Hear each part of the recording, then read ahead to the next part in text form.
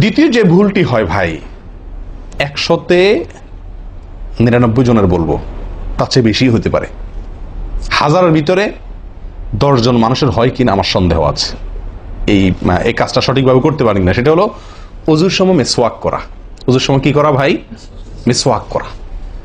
এটি এত গুরুত্বপূর্ণ সুন্নাত যে নবী সাল্লাল্লাহু আলাইহি ওয়াসাল্লাম বলেছেন, বুখারীর হাদিস, লাউলা আন আশুক্কা আলা উম্মতি লা আমারতুহুম বিসওয়াকি ইনদা কুল্লি ওযু। বুখারীর হাদিস।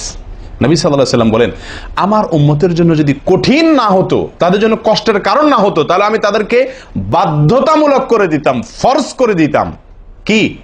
প্রত্যেক ওযুর সময় মিসওয়াক করা। প্রত্যেক ওযুর সময় মিসওয়াক করা, এটা বাধ্যতা করে দিতাম যদি তাদের কষ্টের কারণ। কারণ বাধ্যতামূলক করে দিলে তখন এটা তাদের জন্য, প্রতি ওয়াক্তে মিসওয়াক করাটা তাদের জন্য বাধ্যতামূলক হয়ে গেলে এটা ছাড়া ওযু হতো না, তখন তারা বিপদে পড়ে যেত, বেশি কষ্ট হয়ে যেত। ওযুতে যদি এখন মনে করেন 10টা 15টা 20টা ফরজ নবী সাল্লাল্লাহু আলাইহি ওয়াসাল্লাম ঠিক করে দিতেন, তাহলে 20টা 15টা 20টা 25টা ফরজ আদায় করে ওযু করা একটু কষ্ট হয়ে যেত না? 5 বার দৈনিক একটু আমাদের জন্য ঝামেলা হয়ে যেত কিনা? নবী সাল্লাল্লাহু আলাইহি ওয়াসাল্লাম সেদিকে লক্ষ্য করে আমাদেরকে কি করলেন না? সহজ করে দিলেন, অর্থাৎ ফরজ করলেন না। তার মানে কি করলেন? সুন্নাহ এর অন্তর্ভুক্ত করলেন। কিন্তু তার হাদিস থেকে, তার বক্তব্য থেকে বোঝা যায় যে ওযুর সময় মিসওয়াকের গুরুত্ব তার কাছে কত বেশি ছিল। নবী সাল্লাল্লাহু আলাইহি ওয়াসাল্লামের কাছে ওযুর সময় মিসওয়াক করার গুরুত্ব কত বেশি ছিল, সেটা এই হাদিস থেকে বোঝা যায় কি যায় না? তিনি চাইছেন আমাদেরকে ওযুর সময় মিসওয়াকের নির্দেশটা বাধ্যতামূলক করতে। শুধু করেন নাই কেন? আমাদের কষ্টের দিকে লক্ষ্য করি। এই হাদিস থেকে নবী সাল্লাল্লাহু আলাইহি ওয়াসাল্লাম যে চাচ্ছেন মনে প্রাণে আমরা যেন ওযুর সময় মিসওয়াক করি, এটা বোঝা যায় কি যায় না? ভাই, আমরা বিশেষ করে আরবিয়ানদেরকে দেখি, স্পেশালি সৌদি আরবে আমরা যারা আছি দেখি যে সৌদিদের প্রত্যেকের পকেটে কি থাকে? মিসওয়াক থাকে, এবং তারা সারাক্ষণ মিসওয়াক করে।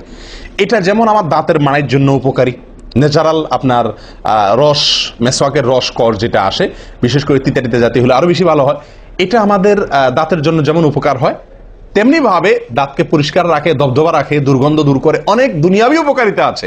আর এর পাশাপাশি আপনি যতবার মিসওয়াক করছেন ততবার নবী সাল্লাল্লাহু আলাইহি ওয়াসাল্লামের এই আদেশটি আপনার পালন হচ্ছে। ওযুটা, বিশেষ করে ওযুর সময় মিসওয়াক করলে আপনার ওযুটা কি হচ্ছে? যেই ওযুতে তালা খুলবে সুন্দরভাবে এবং আপনি জান্নাত পর্যন্ত যেতে পারবেন, সে ওযু হবে যদি আপনি তাতে কি করতে পারেন? ওযুর মধ্যে সময় মিসওয়াক করতে পারেন। ভাই, কার কার পকেটে মিসওয়াক আছে? আছে সাথে কারোর? তো আপনারা আসার সময় আসছেন যে ওযু করেন নাই? কি বলেন? মিসওয়াক আছে কার কার? আলহামদুলিল্লাহ, একজন পাওয়া গেল। আর ভাই, ওযুর সময় মিসওয়াক, এটি আমরা ছেড়ে দিয়েছি। এই আমলটা আমাদের মধ্যে নাই বললেই চলে। কি বলেন? এই আমলটাকে পুনর্জীবন দেওয়া যায় কি না? যায় না। অন্য কারোর জন্য না, আমার নিজের জন্য। আমি মিসওয়াক করব, তার উপকারিতা আমি নিজে পাবো, দুনিয়াতে পাবো, মানি ভালো থাকবে, মুখে দুর্গন্ধ দূর হবে, মুখ পরিচ্ছন্ন হবে। আখেরাতে পাবো নবী সাল্লাল্লাহু আলাইহি ওয়াসাল্লামের সুন্নাহ পালনের মাধ্যমে ওযু সুন্দর হবে। ওযু সুন্দর হলে সালাত ঠিক হবে, সালাত ঠিক হলে জান্নাতে যেতে পারবো। তাহলে একটা একটার সাথে সম্পর্কযুক্ত। মিসওয়াক করবো তো ইনশাআল্লাহ? একদম উঠে গেছে মিসওয়াক।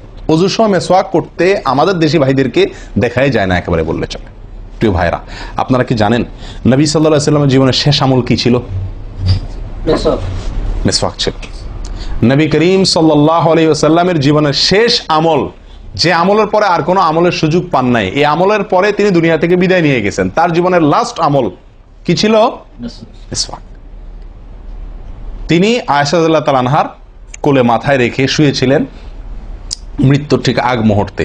শরীরে আর শক্তি ছিল না মিসওয়াক চিবানোর মতো। নতুন মিসওয়াক চিবায়া ওটাকে নরম করবেন, এই শক্তিটা ছিল না।